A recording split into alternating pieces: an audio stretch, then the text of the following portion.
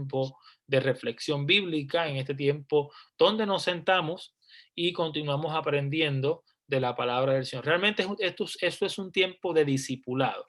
Y me gozo ver a los niños de Lisa y Lío, que aunque quizás no entiendan mucho, pero están recibiendo también palabra del Señor a través de este estudio bíblico. Así que felicito a mamá y a papá por hacer ese esfuerzo y sentar a sus niños con ellos en esta noche para que también escuchen palabra del Señor. Así que ayúdeme con su concentración, ayúdeme con su atención a lo que el Señor va a hablar en esta noche. Y yo le garantizo, escúcheme bien, yo le garantizo que Dios le va a hablar, que Dios le va a ministrar. Yo le garantizo que la palabra va a ser específica y que algo, escúcheme bien, algo vamos a aprender en esta noche que necesitamos escuchar y necesitamos aplicar a nuestra vida. Así que si usted está cerca de algún familiar que esté con usted en su casa, invítelo a que se sienta al lado de usted para que escuche, para que vea y disfrute de este tiempo de discipulado. Así que hermano Otoniel, adelante y háblenos del Señor en esta noche. El título de esta clase es El Reino Avanza y yo estoy seguro que nuestro hermano Otoniel nos dará una palabra de Dios poderosa. Bien. Ok, voy a hacer una pequeña oración porque estoy un poco nervioso, pero voy a hacer gracias Señor porque tú eres bueno, para siempre tu misericordia. Gracias por la oportunidad que me da de enseñar tu palabra una vez más, esperando tu bendición, que me ayude Señor y que estés conmigo aquí, que tu palabra haga el efecto para el cual ha sido enviada. Te doy gracias en el nombre de Jesús. Amén. Antes de empezar, me gustaría pues dar unos versos a los que estén por ahí. No sé exactamente quién está por ahí. No vi, pero está Lisa y Lío. Así que Lisa, si me hace el favor. Colosenses capítulo 1, el verso 13. Y Lío, Mateo 16, 17 y 18. Alcano, que lo vi por ahí. Juan 14, 6. ¿Quién más está por ahí? Cecilia, ¿se está por ahí? Hechos 1, verso 7. Y después en otra lectura, Hechos 1, verso 8. Y por último, el pastor, sí, porque no sé si alguien más esté por ahí. Lucas 24, 49. Ajá.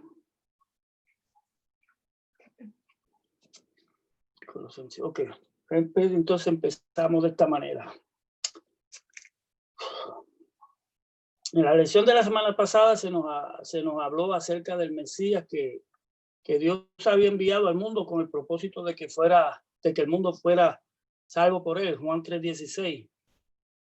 Dice en Hebreos 1:2. Eso no lo estamos buscando, pero Hebreos 1:2 dice que después de Dios haber hablado por los padres y los profetas en otro tiempo, ahora nos ha hablado por su propio Hijo. Jesús, el Emmanuel, Dios con nosotros, o sea, Dios haciéndose carne, entrando en la historia humana. Pero dice en el Evangelio según San Juan, capítulo 1, versos 11 y 12, a los suyos vino y los suyos no les recibieron. Y el pueblo pues mató al Mesías que Dios le había enviado, pero después de 3 días resucitó y prometió volver otra vez. Eso fue más o menos en un rasgo grande la lección de la semana pasada. Ahora entramos a la lección de hoy que se titula El reino de Dios avanza. Cuando Jesús vino por primera vez al comenzar su ministerio, lo primero que hizo fue seleccionar 12 hombres, a los cuales llamó apóstoles, y los preparó por 3 años y medio. Los enseñó, los instruyó, los capacitó, con el propósito de que cuando él retornara al cielo, estos apóstoles siguieran extendiendo el reino que él ya había establecido en la tierra. Ese era el propósito principal por el cual Dios llamó a los apóstoles, para que cuando Él se fuera, pues ellos siguieran el ministerio que Jesús había establecido en la tierra, el reino, siguieran haciéndolo caminar hacia el frente. Leemos en Mateo capítulo 3, el verso del 1 al 2. Mateo 3, del 1 al 2. No lo vamos a leer, pero dice Mateo 3, del 1 al 2, que Juan el Bautista, antes de Cristo empezar el ministerio, le había dicho al pueblo de Israel que el reino de Dios ya estaba cerca. Entonces, cuando Jesús entra entonces a la escena, Jesús mismo le dice a ese pueblo judío que Juan le había dicho que el reino de Dios estaba cerca. Cuando Jesús entra a la escena, Jesús le dice al pueblo judío en Lucas capítulo 17, el verso 20, el reino de los cielos entre vosotros está. Juan le dijo, el reino de los cielos, el reino de Dios está cerca, pero Cristo le dijo, el reino de los cielos entre vosotros está en ese mismo momento. Y me voy a detener por un momento aquí para hablar un poco acerca del reino. Y yo le he pedido a Dios a ver si con esta lección nosotros podemos tener un concepto diferente del reino de Dios del cual tenemos hasta ahora. Y antes de seguir hacia adelante, voy a hacer 3 preguntas. Las voy a hacer las 3 primeras. Voy a nombrar las 3 preguntas que voy a hacer y después vamos a tratar de contestarlas. La primera pregunta que quiero hacer es la siguiente. ¿Qué quiso decir Jesús cuando dijo, el reino de Dios entre vosotros está? Número 2. Cuando hablamos del reino de Dios, ¿de qué en realidad estamos hablando? Y la pregunta número 3. ¿Es el reino de Dios un reino literal o es un reino figurado? Quisiera ir a la primera pregunta a ver si alguien pudiera contestarlo. Yo tengo ya mis contestaciones aquí, pero me gustaría si alguien pudiera comentar con relación a la primera pregunta, que es la siguiente. ¿Qué quiso decir Jesús cuando dijo, el reino de Dios entre vosotros está?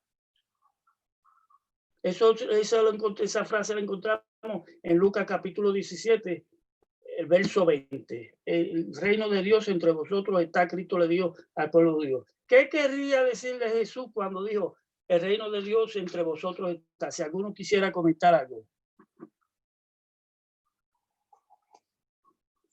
Porque de eso es lo que vamos a hablar, ese es el tema de la noche, el reino de Dios.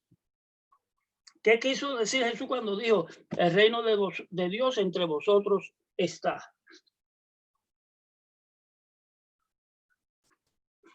Uno a la vez.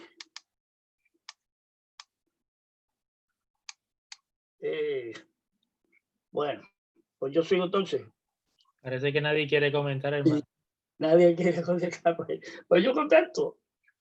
Para mí, esto es mi opinión. Para mí, cuando Cristo dijo, el reino de Dios entre vosotros está, para mí, Él quiso decir que ya Dios había establecido en la tierra un reino, un gobierno, para que todos aquellos que querían ser gobernados por Él, acatando sus leyes y mandamientos y requisitos, que esa oportunidad ya estaba disponible inmediatamente para todos aquellos que quisieran ser parte de ese reino. O sea, Dios lo que está diciendo, Cristo cuando dijo, el reino de Dios entre vosotros está, lo que está diciendo, ya Dios tiene un reino aquí en la tierra, en el cual ustedes inmediatamente, si quieren entrar a este reino, pueden entrar inmediatamente, no tienen que esperar nada. Lo que tienen que hacer es entrar, querer entrar y llenar los requisitos para entrar, inmediatamente ya está ready para que ustedes puedan entrar. O sea, está disponible ahora para cada uno de aquellos que quieran ser parte de ese reino. La pregunta número 2 dice, cuando hablamos del reino de Dios, ¿de qué realmente estamos hablando? O sea, ya el reino está disponible. Ya todos los que quieren entrar en ese reino tienen la oportunidad de entrar inmediatamente. Ahora, cuando estamos hablando del reino de Dios, en realidad, ¿de qué estamos hablando cuando hablamos del reino de Dios? Si alguno quiere dar su opinión.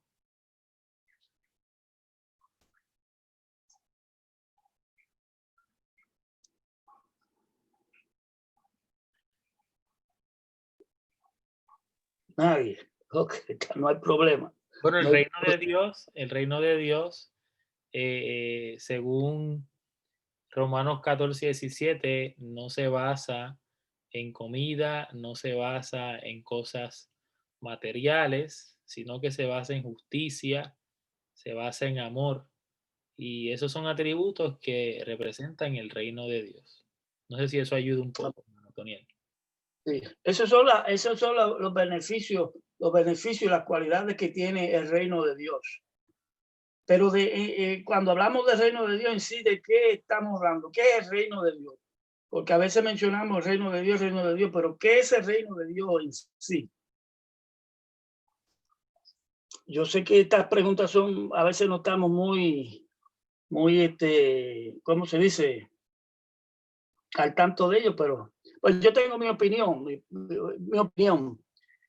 Cuando hablamos del reino de Dios, estamos hablando de que Dios tiene un reino, de que Dios reina, de que Dios está ejerciendo su autoridad en aquellos que lo aceptan como su Dios, como su rey y que están dispuestos a obedecerle. Estamos hablando de que ya no pertenecemos al reino de las tinieblas en el cual estábamos antes, gobernados por el diablo, sino que, como dice la persona que tiene Colosenses 1:13, no, Alisa creo que se lo dice, si no me equivoco. Sí, el cual Ajá. nos ha librado de la potestad de las tinieblas y ha trasladado el reino de su amado Hijo. O sea, cuando estamos hablando del reino de Dios, lo que estamos hablando es de un reino, de un gobierno donde el rey es Cristo, y por lo tanto Dios nos ha trasladado del reino de las tinieblas, donde nosotros pertenecíamos antes de venir al Señor, y el Señor a través de Jesucristo nos ha trasladado al gobierno de su Hijo. O sea, ahora somos gobernados por su Hijo. Así que el reino de Dios quiere decir el gobierno de Dios, el gobierno de Dios sobre aquellos que son parte o que se hacen parte de ese reino. O sea, Dios gobierna, Dios ejerce su autoridad sobre todos aquellos que quieren ser parte o que son parte del reino. La otra pregunta es la siguiente, la tercera pregunta era la siguiente: ¿es el reino de Dios un reino literal o es un reino figurado? ¿Es el reino de Dios un reino literal o es un reino ficticio o un reino figurado?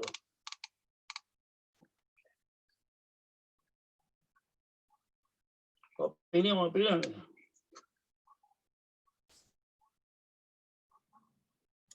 Yo pienso que es literal.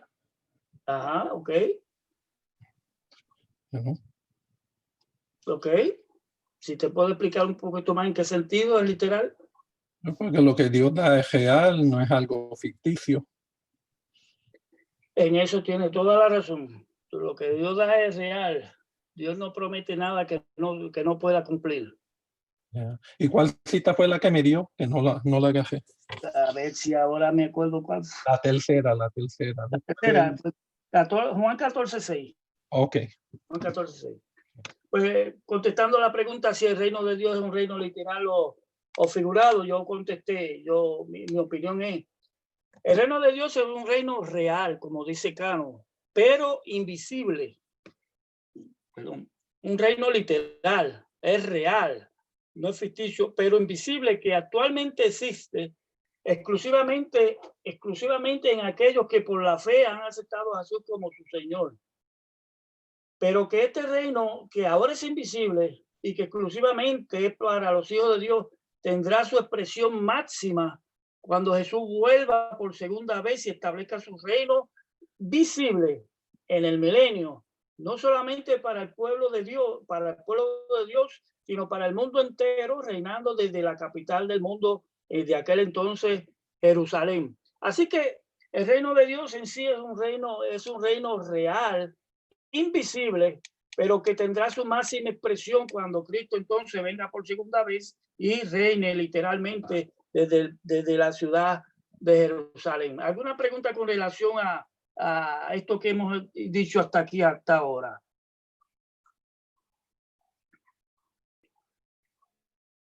Ok, pues seguimos entonces adelante.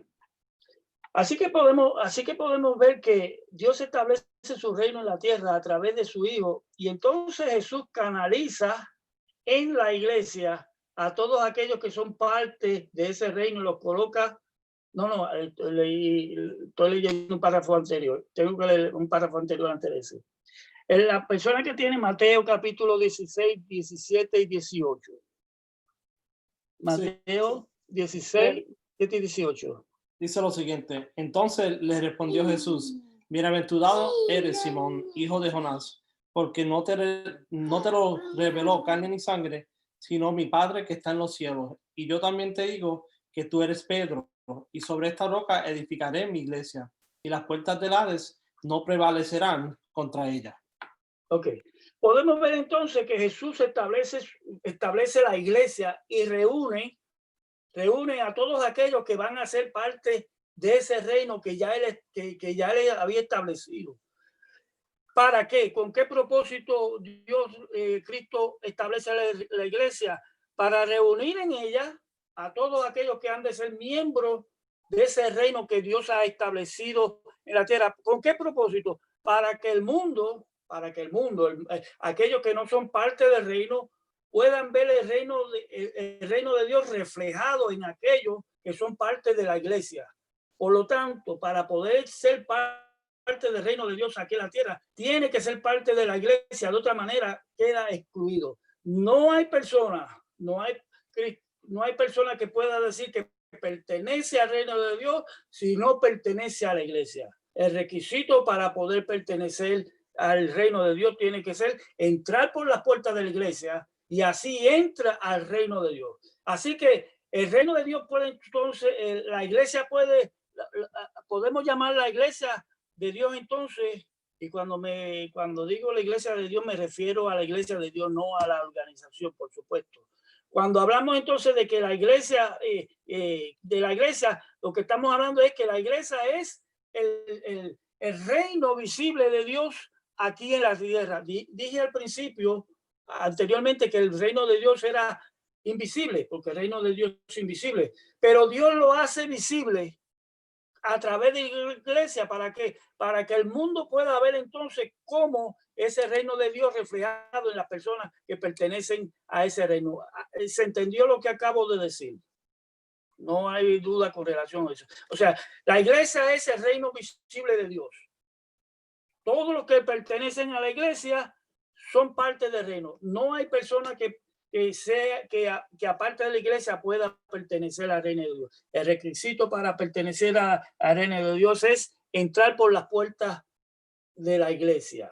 Si hay algún comentario, lo oímos, si no, pues seguimos hacia adelante. Ok, seguimos entonces. Así que podemos ver que Dios establece su reino en la tierra a través de su Hijo. Y Jesús entonces canaliza en la iglesia a todos los que son y serán parte de ese reino, y los coloca en la iglesia como un ejemplo de lo que será el reino literal de Jesús cuando Él vuelva por segunda vez. Ok, ahora voy a hacer una pregunta, la siguiente pregunta, y es la siguiente. Si el reino de Dios son buenas nuevas, porque el evangelio son buenas nuevas, y todo lo que es el evangelio son buenas nuevas para el ser humano, la pregunta es la siguiente. ¿Por qué cree usted que el reino de Dios es tan odiado, tan perseguido, tan maltratado en casi todo el mundo, en casi todo el mundo? ¿Por qué será que a los cristianos se les persigue tanto, que al reino de Dios se le persigue tanto, si se supone que el reino de Dios son buenas nuevas para el mundo entero? ¿Por qué será entonces que el reino de Dios es tan perseguido en el mundo entero? Si alguno tiene un comentario.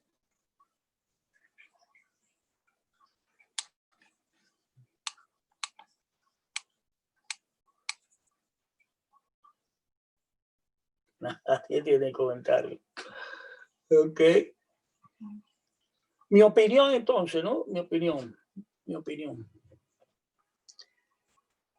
Pero para dar mi opinión, me gustaría entonces que Cano leyera el verso que yo le acabo de dar, Juan 14:6.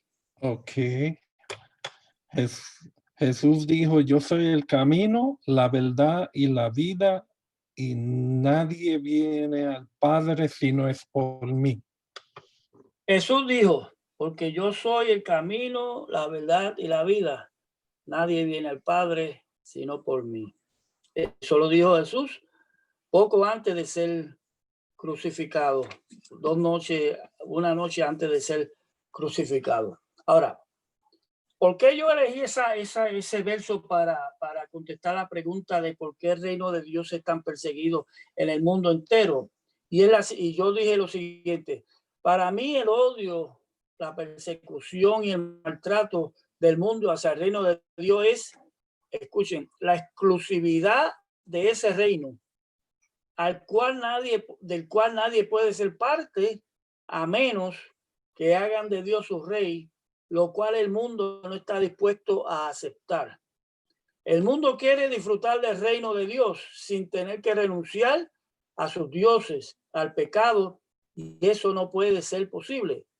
Cuando el mundo se ve excluido del reino de Dios, por supuesto, se opone al mismo porque se ve excluido, porque es echado fuera, no puede entrar a menos que no dé su pecado, a menos que no haga de Dios su rey, porque el reino de Dios tiene un rey y ese rey es Dios. Por lo tanto, si una persona no quiere aceptar a Dios como su rey, no puede ser parte del reino. Por lo tanto, esa exclusividad, porque el reino de Dios es exclusivo, no es para todo el mundo. Bueno, es para todo el mundo que acepte a Dios como su Señor. Si no aceptan a Dios como su Señor, entonces no pueden ser parte del reino. Y por eso para mí es que el evangelio es perseguido en todos los lugares del mundo, porque somos como exclusivos. Queremos a todo el mundo, pero no todo el mundo entrar, porque no todo el mundo quiere dejar aceptar a Dios como su Salvador. Ok.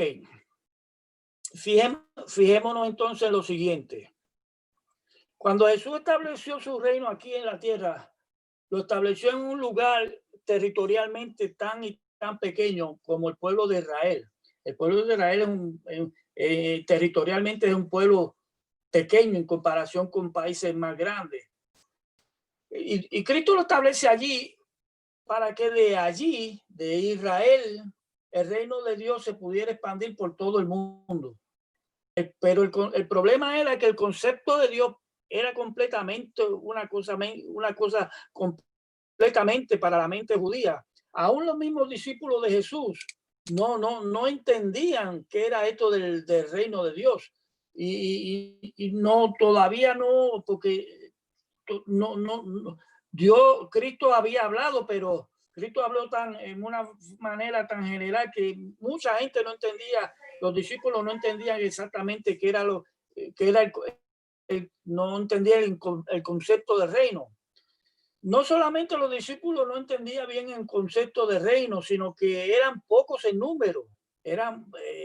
Los primeros cristianos eran pocos, y aún siendo pocos eran rechazados por los mismos judíos, siendo perseguidos y maltratados. Pero aún con todos estos inconvenientes tenían que llevar el mensaje, era llevar el mensaje de la buena nueva por el reino, por todo el mundo. Un mundo que no le interesaba a Dios, un mundo que estaba dedicado al paganismo, estaba dedicado al politeísmo. Ahí tenían que llevar los discípulos, unos cuantos discípulos, el reino de Dios a todo el mundo. Una tarea que no era muy fácil, que digamos. Así es que vemos que desde el principio del reino, el reino de Dios tuvo oposición y no fue fácil que el reino de Dios pudiera avanzar. Y el diablo, que siempre está presto para tratar de detener el reino de Dios, se valió de diferentes maneras para detener el avance del reino en sus principios, entre los cuales podríamos mencionar lo siguiente. Métodos que el diablo usó para detener el avance del reino. Número uno, la persecución. La persecución de los cristianos en el primer siglo fue Fue una cosa increíble, no había descanso. Los perseguían de día y noche y esto y lo otro. Número 2, cuando cogían a los cristianos los mataban. No había opción. Eres cristiano, le ponían le ponían una opción. Niega a Cristo y vivirás. Si no niega a Cristo, te mato. Y pues los cristianos muchos sufrieron la muerte por causa de que no renunciaron a su fe. Número 3, la difamación. Se decían que los cristianos hacían cosas secretas, como no podían estar al aire libre practicando su fe, se iban a las catacumbas, se iban a lugares oscuros y entonces la gente, para difamarlo, decía que eran hechiceros, que hacían cosas del diablo, ritos y esto, y los difamaban. La otra cosa que usó el diablo para detener el reino de Dios al principio fueron el circo romano. El circo romano, donde cogían a los cristianos, familias y todo, baby, niños, mujeres, hombres, viejos, lo que sea, que fuera cristiano, no importaba qué, los metían al circo romano, donde soltaban leones y los leones se encargaban de comerse a todo aquel que veía de frente. Fue una cosa horrible. Otra cosa que el diablo utilizó para detener el reino de Dios fueron quemando los cristianos. Cogían a un cristiano, le untaban brea y los prendían y los ponían como si fueran exhibición. La crucifixión fue otro método de exterminio de los cristianos. La gente piensa que Jesús fue el único que fue muerto en la cruz. No, muchos cristianos al principio del cristianismo, miles de cristianos fueron crucificados, así como crucificaron a Jesús. Muchos fueron crucificados por el mero hecho de ser cristianos. No tenían, eso era el único por lo cual los mataban, solamente por ser cristianos. El miedo y otra táctica, el miedo y tantas otras tácticas que el enemigo usó para detener el reino de Dios, para que el reino de Dios no avanzara. Pero a pesar de todas estas cosas que el diablo siempre ha tratado de hacer para detener el reino de Dios, en vez de disminuir la cantidad de cristianos que había, porque mataron miles y miles, pero en vez de disminuir la cantidad de cristianos, aquellos que estaban tratando de matar a los cristianos se maravillaban de que por más cristianos que mataban, surgían más cristianos. Siempre mataban 100 y salían 200, mataban 1000 y venían 2000, mataban 3000 y venían 4000. Mientras más cristianos mataban, más cristianos surgían, porque podemos decir entonces lo que Cristo dijo, porque las puertas del infierno no prevalecerán en contra de la iglesia. Pero Jesús, que se la sabe toda, previendo que el reino de Dios sería atacado y amenazado para detenerse y desaparecer, instruye, ordena y le dice a sus discípulos, los que estaban encargados de hacer avanzar el reino, le dice a sus discípulos lo que ellos tenían que hacer para que el reino de Dios pudiera seguir avanzando en todo tiempo. Y entonces leemos lo que dice en Hechos capítulo 1, el verso 7. Ok, Otto, me toca a mí. Ok. El 6 dice, entonces los que estaban reunidos con él le preguntaron, Señor, ¿es ahora cuando vas a restablecer el reino al de Israel? Y en el versículo 7 dice, no les toca a ustedes conocer la hora ni el momento determinado por la autoridad misma del Padre, le contestó Jesús. Era el capítulo 1, verso 7, capítulo 1, verso 7. Capítulo 1, verso 7. Sí, no les toca a ustedes conocer la hora ni el momento determinado por la autoridad misma del Padre, le contestó Jesús. Entonces léete el otro, entonces. Entonces el 8. Okay, dice, pero cuando vengan el Espíritu Santo sobre ustedes, recibirán poder y serán mis testigos tanto en Jerusalén como en Judea y Samaria y hasta los fines de la tierra. Amén. Ese era el verso que quería. Léemelo otra vez, si me hace el favor. Claro. Pero cuando venga el Espíritu Santo sobre ustedes, recibirán poder y serán mis testigos, tanto en Jerusalén como en toda Judea y Samaria y hasta los confines de la tierra. Cristo previendo que el reino de Dios iba a ser detenido, iba a ser atacado, iba a ser tratar de detener. Le dice a sus discípulos, vayan a Jerusalén, quédense allí hasta que sean investidos con el poder del Espíritu Santo, y después que sean investidos con el Espíritu Santo, que salgan y lleven el mensaje a Jerusalén, a Samaria y hasta los confines de la tierra. Ahora vamos a leer el capítulo 2 de Hebreos, de Hechos 1 al 4. Hechos capítulo 2, 1 al 4. Ok, dice así. Cuando llegó el día de Pentecostés, estaban todos unánimes juntos. Y de repente vino del cielo un estruendo, como de un viento recio que soplaba, el cual llenó toda la casa donde estaban sentados. Y se les aparecieron lenguas repartidas como de fuego, asentándose sobre cada uno de ellos. Y fueron todos llenos del Espíritu Santo y comenzaron a hablar en otras lenguas, según el Espíritu les daba que hablasen. Ok. Así que la recomendación de Jesús para su pueblo antes de salir a llevar el reino era que asentaran en Jerusalén hasta que el Espíritu Santo viniera sobre de ellos. En el capítulo 2 que acaba de leer Mili, del 1 al 4, dice que el Espíritu Santo entonces estaban reunidos 120 allí en el aposento alto, cuando de momento vino un viento recio y sopló sobre todos aquellos que estaban allí y fueron llenos del Espíritu Santo. Ahora, es aquí donde se ve en Hechos capítulo 2 del 1 al 4, es aquí donde se relata el momento en que el Espíritu Santo desciende y llena a aquellos 120 que estaban reunidos en el aposento alto, llenándolos con poder de lo alto y capacitándolos para que entonces pudieran cumplir la gran comisión que él les había dado de llevar el reino de Dios a todas partes, a todas las naciones.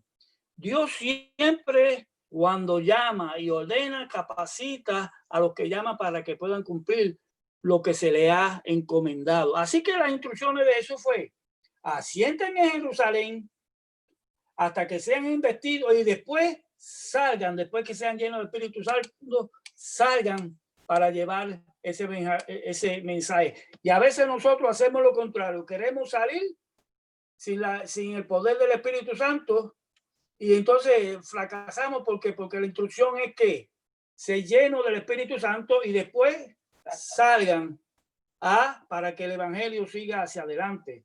Podemos ver entonces que a pesar de la persecución hacia el reino de Dios, cuando Dios llenó de poder a su pueblo, es entonces y no antes, es entonces que el reino de Dios tomó un impulso tan fuera de lo común, que con solamente dos predicaciones del apóstol Pablo, del apóstol Pedro, se convirtieron al reino 8,000 nuevos creyentes, y solamente en 2 predicaciones. En una se convirtieron 3,000 y en otra se convirtieron 5,000. ¿Por qué? ¿Por qué razón? ¿Porque Pedro era un predicador?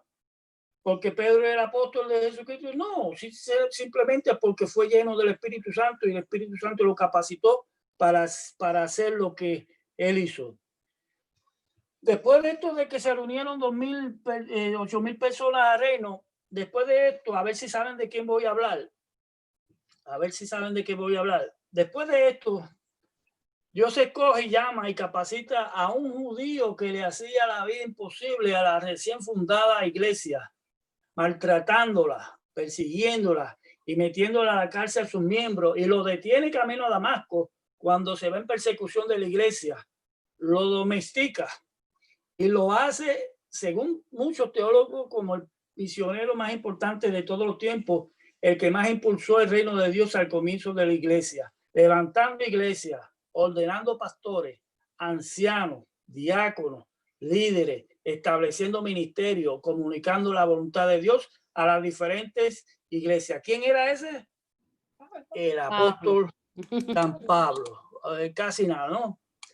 A San Pablo no solamente se le considera el más importante de todos misioneros de todos los tiempos, sino que también Dios lo usó como el escritor bíblico más prominente de todo el Nuevo Testamento, escribiendo aproximadamente 13 epístolas de las 27 que hay en el Nuevo Testamento. Pero el tiempo pasa y no se detiene. Al morir los apóstoles y todos esos personajes bíblicos que nosotros conocemos del Nuevo Testamento, el reino de Dios, y a pesar de la persecución, el reino de Dios siguió avanzando, unas veces más lento, otras veces con más fuerza, y en aproximadamente, esto es historia, aproximadamente 300 años, aproximadamente para el año 324 después de Cristo, bajo el emperador Constantino, la Iglesia de Dios se impuso al paganismo que había dominado la vida religiosa de todo el mundo antiguo desde aquel tiempo y llegó a ser la religión de todo el Imperio Romano. Decimos otra vez, las puertas del infierno no prevalecerán contra la Iglesia de Dios. Y cuando decimos la Iglesia de Dios, estamos hablando del reino de Dios.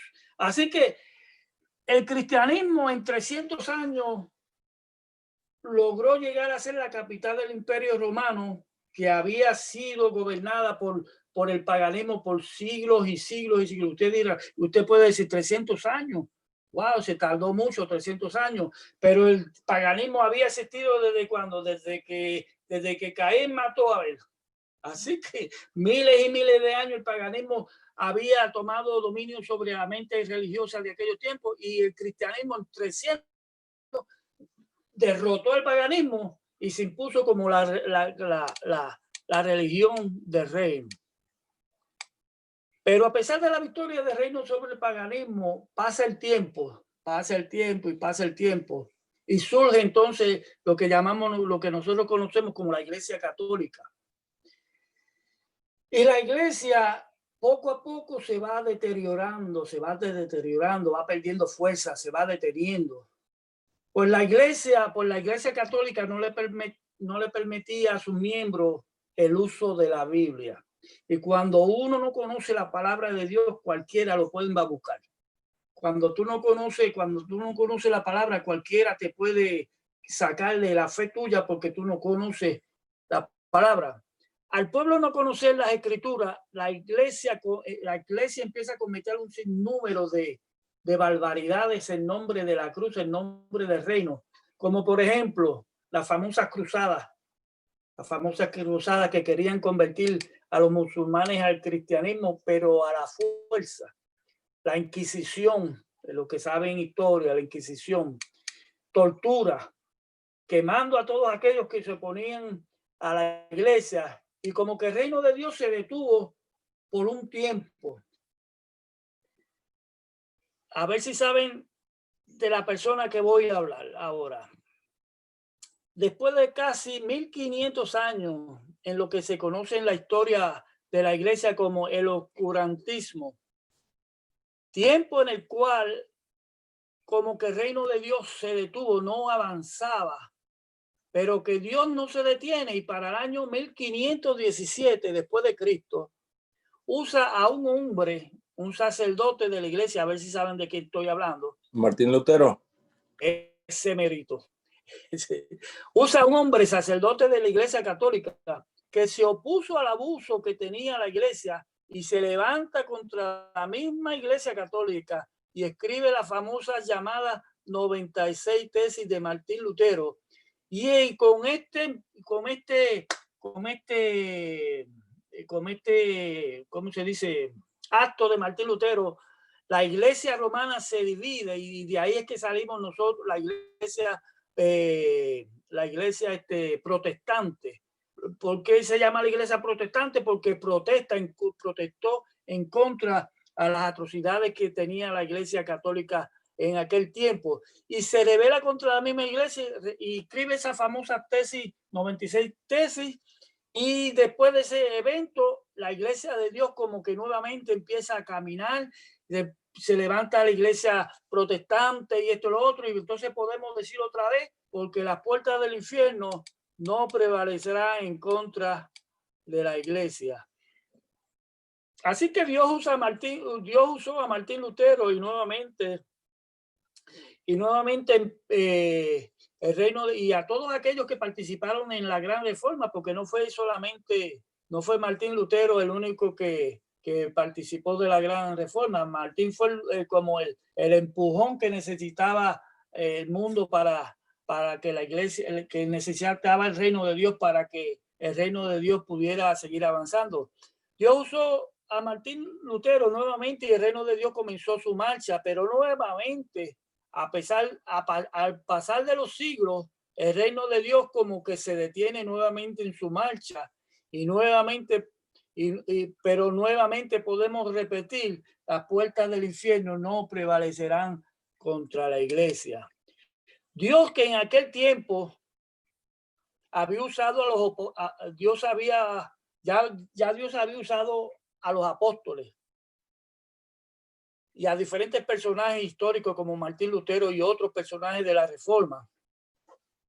Y al ver que su iglesia nuevamente como que se detiene, porque después de la Reforma hubo un avivamiento y todo lo otro, pero después la iglesia nuevamente volvió a enviarse, volvió a detenerse, volvió a estancarse. A ver si saben de qué voy a hablar ahora, de quién voy a hablar ahora.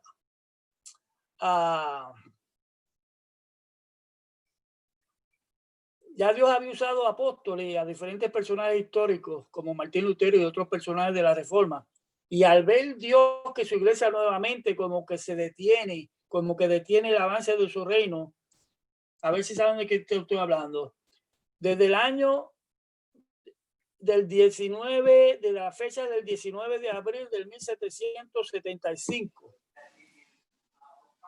19 de abril del 1775. Wesley. No. Usa a una nación. Desde el año 19 de abril del 1775. Usa ahora a una nación. Había usado hombres, había usado apóstoles. Ahora usa una nación que se está levantando después de una guerra de independencia y se establece como una nación bajo la ley del reino y comienza a enviar misioneros por todas partes del mundo. Y el reino de Dios nuevamente comienza su avance por todo el mundo. ¿De quién estoy hablando? ¿De qué nación estoy hablando? ¿De qué nación estoy hablando? 1775. Ya te dije, Israel. ¿No? De Estados Unidos de América. Estados Unidos de América. La fecha de la independencia es el 19 de abril de 1775. En esa fecha, Estados Unidos se independiza de la corona inglesa y funda su nación bajo las leyes del reino, una nación cristiana. Y al formarse como nación, empieza a enviar misioneros por todas partes del mundo y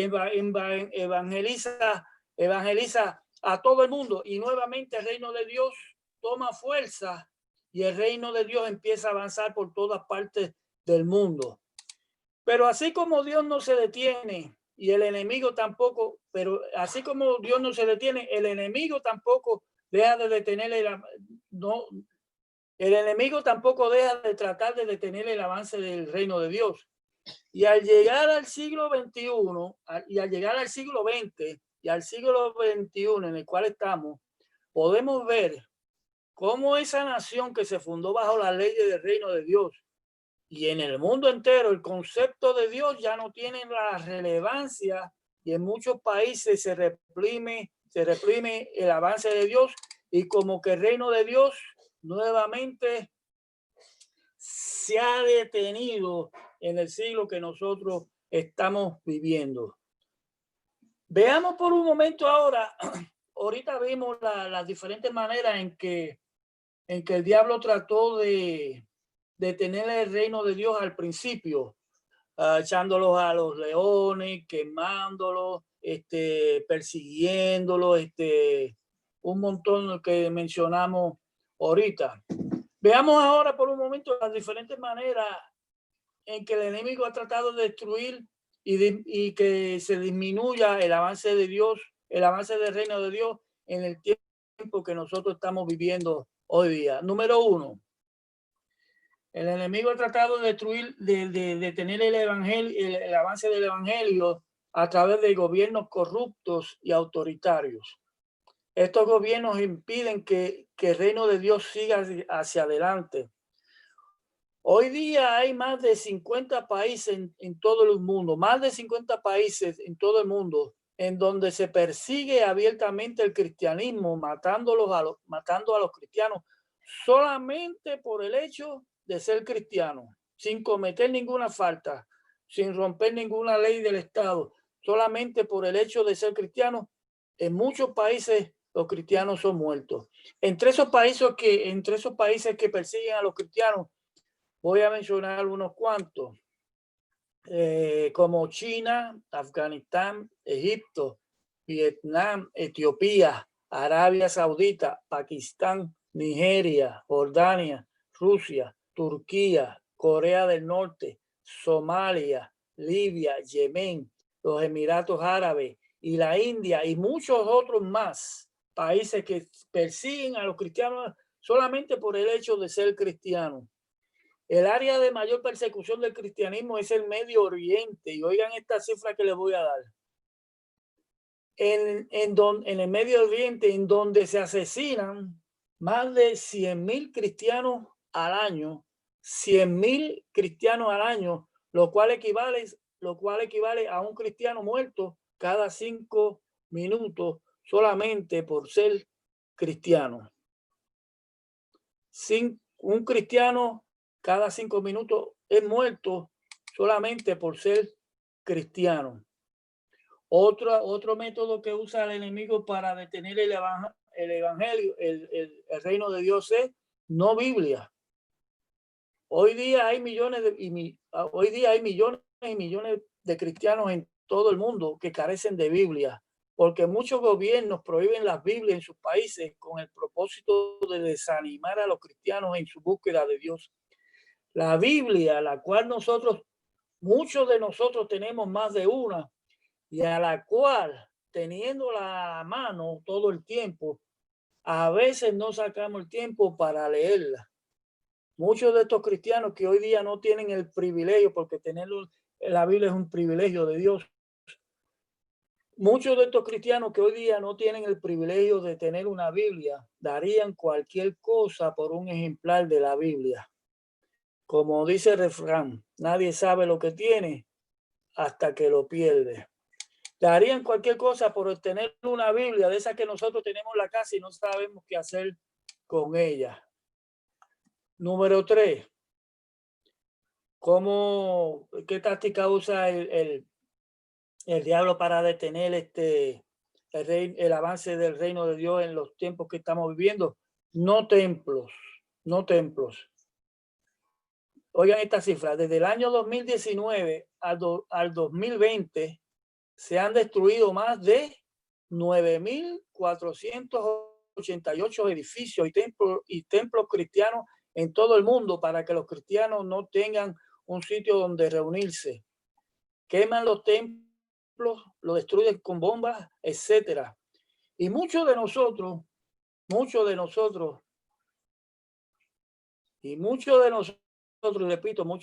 a veces tenemos en poco el asistir al templo una vez a la semana por la razón que sea. Dios nos coja confesado. El ir al templo no salva, pero es una bendición. Número 4, el secularismo. ¿Qué es eso, el secularismo? Esa es una táctica que el diablo está usando hoy día para detener el reino, para detener el avance del reino. El secularismo. ¿Qué es el secularismo? El secularismo es el pensamiento en donde el concepto de Dios es eliminado por completo y todo lo demás tiene que ver con el yo, lo que me gusta, mi propio beneficio, el yo y el yo. Ya Dios no es la prioridad. Ese es el pensamiento de hoy día en la nación que un día se levantó bajo las normas del reino de Dios y el mundo en que vivimos. Para el mundo secularista, Dios no existe. Y si existe, no tiene relevancia en ninguna de las áreas de mi vida. Ese es el secularismo que está viviendo hoy el día, el mundo en el cual estamos viviendo. Otra táctica que usa el enemigo para detener el evangelio es los escándalos dentro de la iglesia, y de eso nosotros sabemos. De eso nosotros sabemos. Si hay algo que más destruye el avance del reino de Dios son los escándalos dentro de la iglesia. Lobos vestidos de ovejas que destruyen la confianza de aquellos que vienen a la iglesia. Adulterio, robo, malas influencias, chisme, aceptación de prácticas mundanas dentro de la iglesia, etc. Y muchas otras cosas que socavan la santidad de la iglesia. De eso se vale el enemigo. Una de las tácticas que el enemigo usa para detener el evangelio, el reino de Dios. Y número 6, el ecumenismo. ¿Qué es eso del ecumenismo? Palabra, ecumenismo. El ecumenismo hoy día está dirigido mayormente por el Papa Francisco. Y es el nuevo engaño del enemigo para destruir la verdadera iglesia de Dios que está tratando, que es el nuevo engaño del enemigo para destruir la iglesia de Dios. Y lo que está haciendo es el ecumenismo lo que está haciendo es tratando de reunir todas las diferentes denominaciones, todas las diferentes iglesias en todas las partes del mundo con el propósito de crear la iglesia, lo que ellos llaman la iglesia universal, para que todos en el mundo profesen una sola fe. Pero entonces nos vamos al verso que leyó Cano ahorita de Juan 14:6, que dice, porque Cristo dijo, porque yo soy el camino, la verdad y la vida, y nadie viene al Padre sino por mí. Este movimiento ecuménico es un movimiento diabólico, pero que está tomando mucho auge en nuestros días y está engañando aún a muchas congregaciones cristianas que se están dejando engañar, influir, uniéndose a tal movimiento. Esto es una táctica del diablo para hacer detener el avance del reino de Dios. Porque no importa que se haga una iglesia, la iglesia verdadera no es esa, es la iglesia que Cristo fundó allá en Mateo capítulo 16, el verso 18. Y otras muchas más artimañas que el enemigo está usando para detener el avance del reino de Dios. Pero podemos repetir nuevamente el verso que dice, porque las puertas del infierno no prevalecerán en contra de la iglesia. Ya estamos en los últimos tiempos y Cristo viene por su iglesia. La pregunta es la siguiente.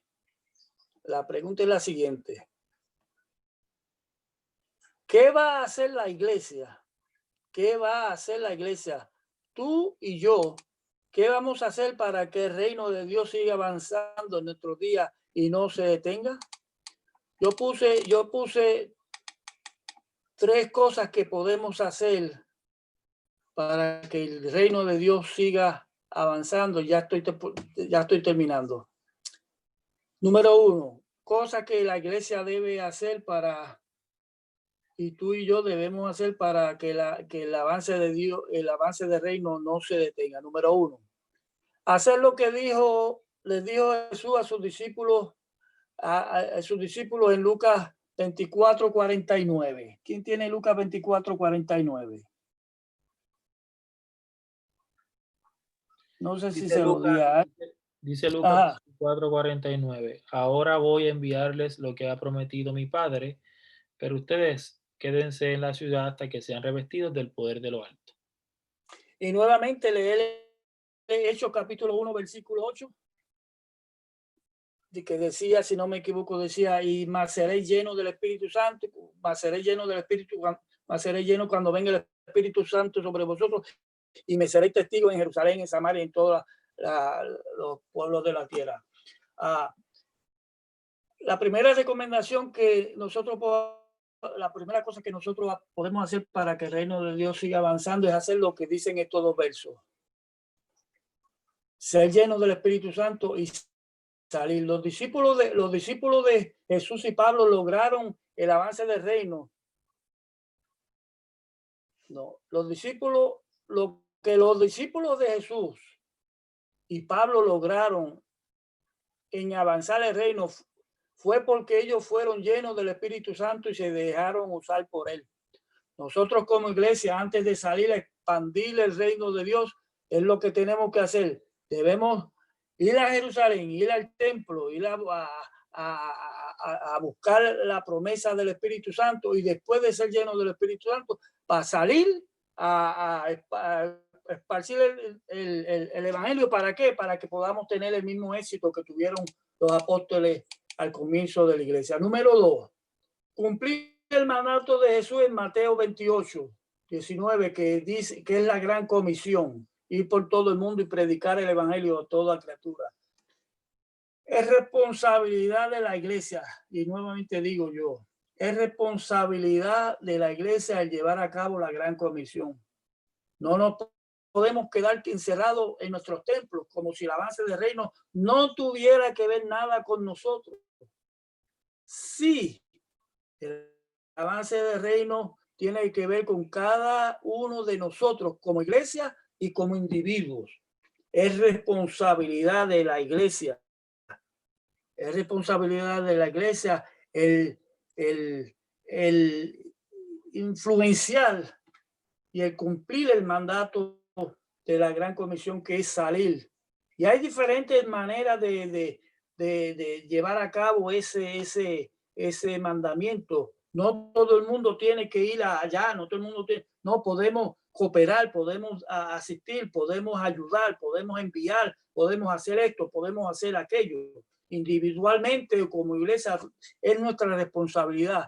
Y número 3, es responsabilidad de todo cristiano, individualmente hablando y como iglesia, orar por aquellos cristianos que se encuentran oprimidos y maltratados, y es lo menos que podemos hacer. A veces estamos, bueno, nos dedicamos a pedir, casi siempre las oraciones que pedimos son por nosotros. Ayúdame, sáname, esto, lo otro. Y no sé si de vez en cuando en nuestras oraciones nosotros hacemos mención de estas personas, de estos cristianos que están sufriendo. Gracias a Dios que nosotros vivimos en una nación donde tenemos la libertad que tenemos para servir al Señor y no estamos siendo perseguidos. Lo menos que podemos hacer es orar por lo menos por estas personas que están sufriendo por causa del Evangelio de Dios. Y para terminar, con esto termino. No importa todo lo que el enemigo pueda hacer para detener el reino de Dios, no importa. El reino de Dios seguirá avanzando, no importando lo que se ponga de frente. Hasta el momento en que el mismo Jesús venga por segunda vez con su iglesia y establezca su reino literal en la tierra por 1000 años y gobierne visiblemente con justicia a toda la tierra, porque las puertas del infierno no prevalecerán en contra de la iglesia. El reino de Dios sigue avanzando. Amén. Así sea. Nuestro pastor con nosotros.